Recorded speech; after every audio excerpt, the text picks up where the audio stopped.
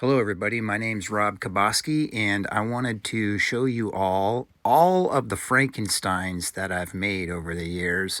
And not bragging, I'm just really proud of the way some of these have turned out. And I'm sorry if they're a little too graphic for you, but here we go. Here's the first the latest full-size Frankenstein that I have in my possession.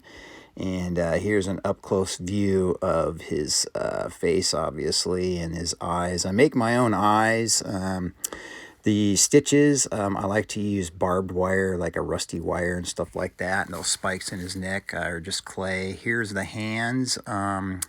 And the pants, legs, and shoes and everything. I made the shoes finally and got my own mold now. Now we're dropping down to a 1/6 scale, and this is one that turned out really good. This is the doctor, obviously working on Frankenstein, and with all of the smoke and effects I did a while ago. And this is another one that I made a long time ago. I'm going to say maybe 5, 6, 7 years ago. And I used to make the eyes out of acrylic back then, and kind of learned a couple new ways to make the eyes now, which are a little faster and I have a little more control.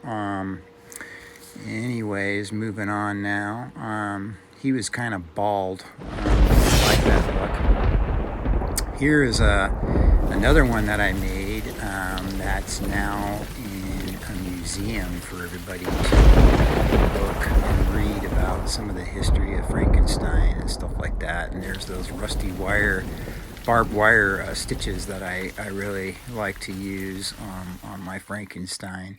And I just use a little bit of green.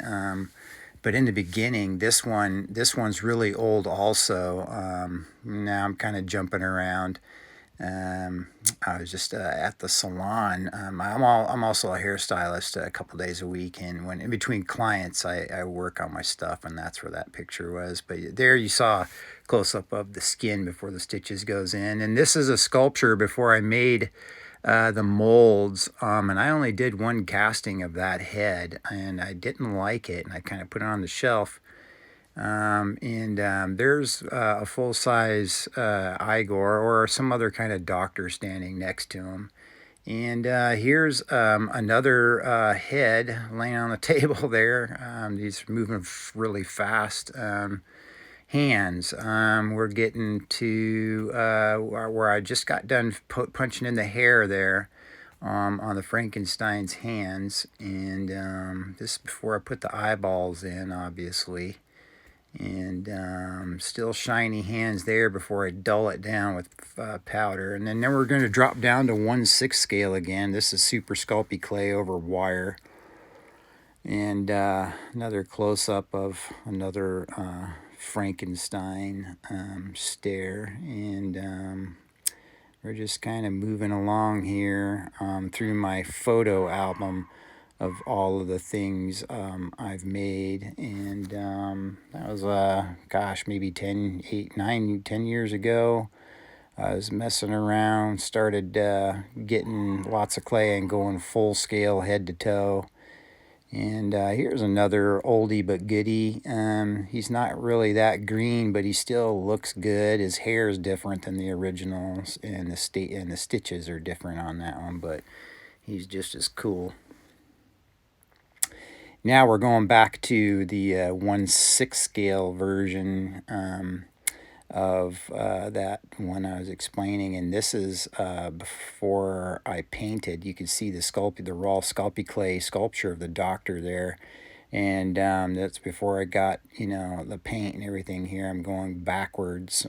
His left arm wasn't even on there on the doctor yet. And here's another full-scale silicone one that was in my photo album that I'm throwing in there. And here's his side view of the left ear of Frankenstein. And then I have a few really close-ups here of the nose and lips and stuff of Frank.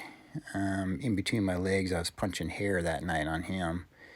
And you can see in the background there's lots of sculptures of other characters that I do. and because I do my own art shows in Arizona and do very well. And lots of my sculptures are all over the world: Hong Kong, Australia, here locally in Arizona, New York, California, all over the place. I'm very proud. And some of these are graphic. I'm sorry.